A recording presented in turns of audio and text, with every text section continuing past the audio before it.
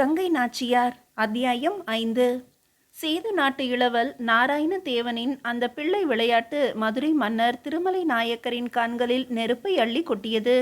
என்ன திமிர் இவனுக்கு! நாராயண தேவன் கம்பீரமாக சிரிக்கிறான். தளவாய் ராமப்பையருக்கோ அங்கம் முழுவதும் துடிப்பு காண்கிறது. வயதில் முதிர்ந்த பிரதான மந்திரி நீலகண்ட தீட்சிதருக்கோ வியப்பு. ஏதோ நடக்கக்கூடாதது நடக்கவிருக்கிறது. மேலும் வலிமை பெற்ற மறவர் நாடு சேதுபதியாளும் சீமை. அந்த நாட்டை பகைத்து ஏதும் செய்ய முடியாது. இதனை உணர்ந்து நிலைமையை சமாளிக்க சிந்திக்கிறார். திருமலை நாயக்கருடைய தம்பி குமாரமுத்து நாயக்கருக்கோ உத்தரவு வராதா, வெட்டி அங்கேயே வீழ்த்தி விடலாமே என்பது போன்ற துடிப்பு.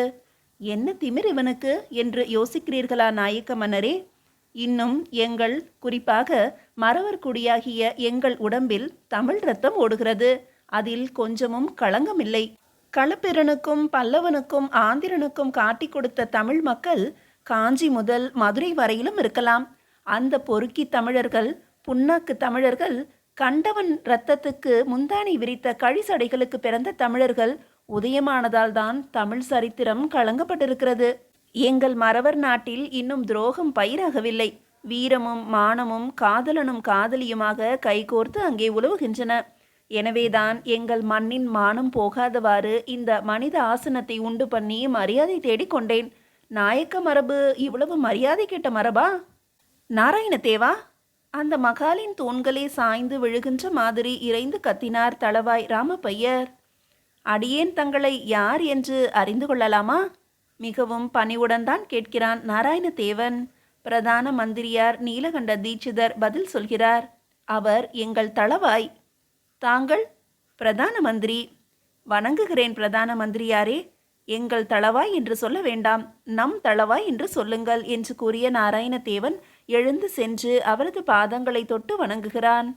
நான் வணங்குவது நாயக்க தளபதியை அல்ல, பிராமண மரபில் பிறந்த ஒரு மாபெரும் வீர புருஷனை, இந்த தமிழகம் கண்ட ஒரு நல்ல தமிழனை வணங்குகிறேன். நல்ல வீரத்தை வணங்குகிறேன். சொற்களில் சூட்டோடு சுவை இருந்ததைக் கண்டு வியந்து போனார் நீலகண்ட தீட்சிதர். யாரங்கே? எவ்வளவு நேரம்தான் அந்த முதுகு தாங்கும்? ஒரு ஆசனத்தை கொண்டு வந்து போடுங்கள்.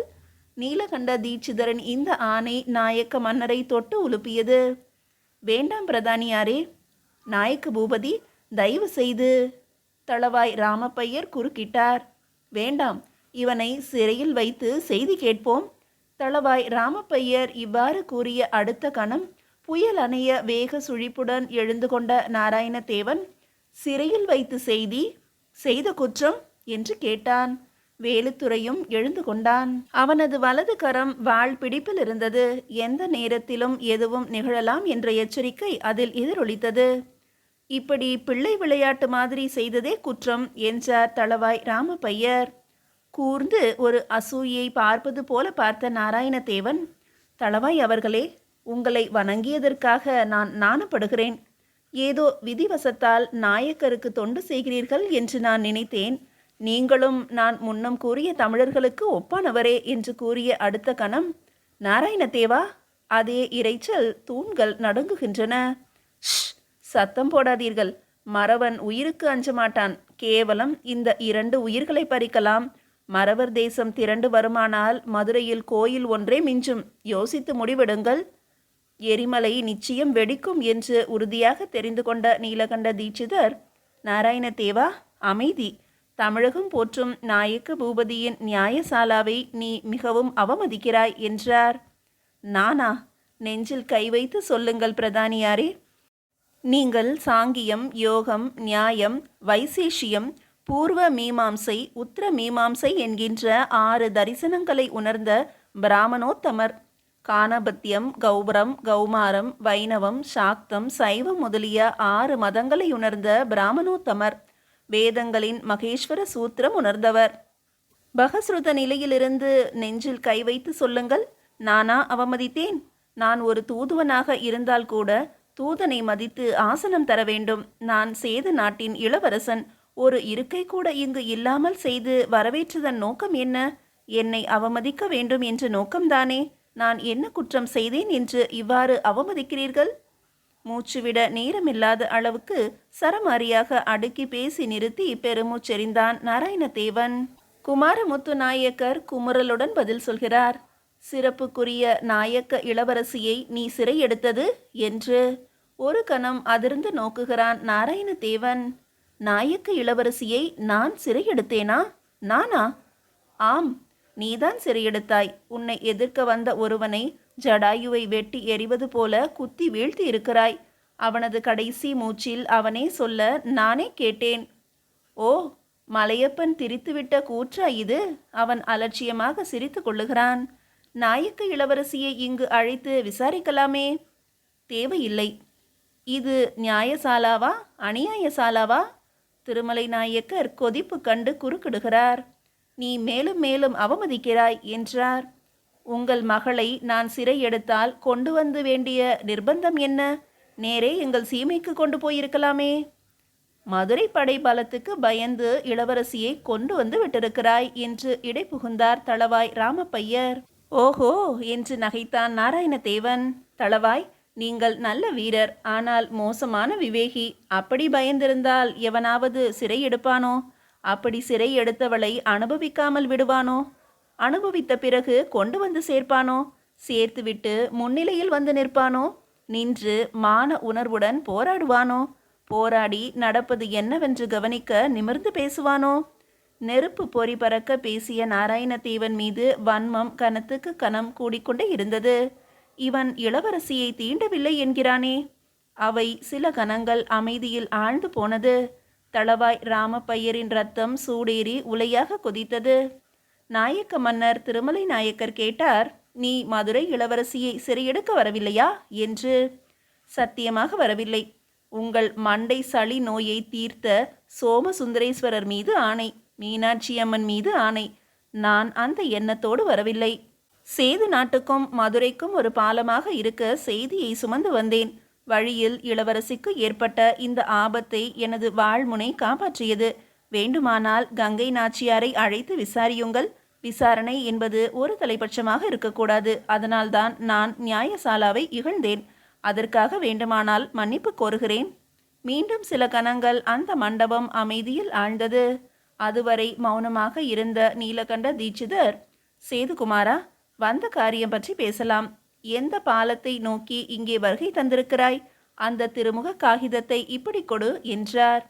மனதில் பல்வேறுபட்ட குமுறல்களுடன் நோக்கிய நாராயணதேவன், மன்னிப்பு கேட்டும் எனக்கு ஒரு இருக்கை தர மனம் இல்லாதவர்களுடன் பாலமாக நிற்க எண்ணிய இந்த தூது செய்தி தேவையில்லை என்று கூறி கையில் இருந்த திருமுக காகித சுருளை பிரித்து எடுத்து துண்டு துண்டாக கிழித்து எறிந்தான். திருமலை நாயக்க பூபதியின் கண்களில் அவமான ரேகை படர்ந்து ஆத்திரத்தை வேரூன்ற செய்தது. ஆயினும் அவருக்கு பிரதான மந்திரியால் மிக்க மரியாதையுண்டு. அவர் ஒரு பல்கலைக்கழகம், எனவே வாழாவிருந்துவிட்டார். செய்தியை கிழித்து எறிந்த நாராயணதேவன், நாயக்க மரபின் மரியாதைக்கு நன்றி. நன்றி சொல்ல வேண்டியவர்கள் நீங்கள். ஆயினும் நான் சொல்கிறேன், எங்கள் மண்ணில் நாய்கள் அதிகம் கிடையாது. வருகிறோம் பூபதி என்று கூறி புறப்படுகிற போது வேலுத்துறை என்ன எண்ணினானோ தெரியவில்லை. இளைய சேதுபதி, கொஞ்சம் நில்லுங்கள். வந்தோம், அனுபவித்து விட்டோம். செய்தியை நானே வாய் மூலம் சொல்லுகிறேன். என்னதான் எதிர் உணர்வு என்பதை தெரிந்து கொண்டுதான் செல்வோமே. ஏதும் நடந்துவிட முடியாது. உங்கள் மாமா சேதுபதி சடையத்தேவரும் அன்னார் ரகுநாத இளைய சேதுபதியும் தந்தையார் மாவீர வன்னியத்தேவரும் இருக்கிற வரை உங்கள் உயிரை யாரும் பிரித்துவிட முடியாது என்று கூறியவன் மன்னர் திருமலை நாயக்க பூபதியை நோக்கி, நாயக்க பெருமானே, வணங்குகிறேன். எனது நண்பர் சேது இளவரசர் நாராயணதேவருக்கு தங்கள் திருக்குமாரத்தி கங்கை நாச்சியார் அவர்களை கொடுத்து உறவு ஒப்பந்தம் செய்து கொள்ள எங்கள் சேதுபதி மகாராஜா அவர்கள் திருமுகம் அனுப்ப உத்தேசித்தார். எனது நண்பர்தான் தாமே தூது வரவும் முனைந்தார். காரணம், திருமணம் செய்ய போகின்ற இளவரசியாரை நேர்முகமாக சந்திக்க ஆசைப்பட்டார். ஆண்டவன் வேற்று ரூபத்தில் சந்திக்க வைத்துவிட்டான். இதுதான் செய்தி. முடிவு உங்களுடையது என்றான். அவனது குரலில் பணிவு தெரிந்தது. ஆனால் திருமலை நாயக்க பூபதி ஆத்திரம் பொங்கி வழியும் ஆணவ சிரிப்பு ஒலியை எழுப்பி, இவனுக்கு என் மகளா என்று கேட்டார். அப்போதும் வேலுத்துறை அடக்கமாகவே கேட்டான், இவனுக்கா என்றால் என்ன குறைச்சல்? மறவர் சீமையின் மங்காத விளக்கு கங்கை நாச்சியார் பெற்றெடுத்த செல்வனுக்கு என்ன குறைச்சல் என்று. கங்கை நாச்சியார் என்றதும் பழைய நினைவுகள் தூண்டப்பட்டன மாதிரி உணர்கிறார் திருமலை நாயக்கர். அவ்வாறு தூண்டப்பட வேண்டும் என்றுதானே வேலுத்துறையும் அந்த பெயரை வேண்டுமென்றே இழுத்தான். ஒரு சாதாரண கங்கை நாச்சியார் குமாரன் எங்கே? ஒரு அசாதாரண திருமலை நாயக்கன் குமாரி எங்கே? எனது அரண்மனையின் தோழி பெண்ணை மணக்கக்கூட உங்களுக்கு யோகிதை இல்லை. திருமலை நாயக்க மன்னர் இவ்விதம் ஆணவமாக கூறி முடித்த அடுத்த கணம் வெகுண்டு எழுந்தான் நாராயணதேவன். நாயக்க மன்னா, இப்போது சொல்கிறேன். இவ்வளவு ஆணவமாக பேசி எங்களை அவமதித்து விட்டதால் சவாலாகவே சொல்லுகிறேன். உங்கள் மகளை நான் எப்படியும் சிறையெடுத்தே தீருவேன். இது அன்னை மீனாட்சியின் மீது ஆணை என்று கூறி புறப்படுகிற போது, எங்கே போகிறீர்கள்? சிறையா எடுக்கப் போகிறாய்? யாரங்கே? இந்த 2 சைத்தான்களையும் சிறையில் தள்ளி இரட்டை பூட்டு போடுங்கள் என்று ஓங்கி கர்ஜிக்கிறார் மதுரை நாட்டு மாவீர தளவாய் ராமப்பையர். அந்த கர்ஜனை குரல் கேட்ட அடுத்த கணம் அப்பகாரு என்று அலறல் சத்தம் அரசாணி மாடத்திலிருந்து கேட்டது. அலறி மயங்கி வீழ்ந்தவள் மதுரை இளவரசி கங்கை நாச்சியார்.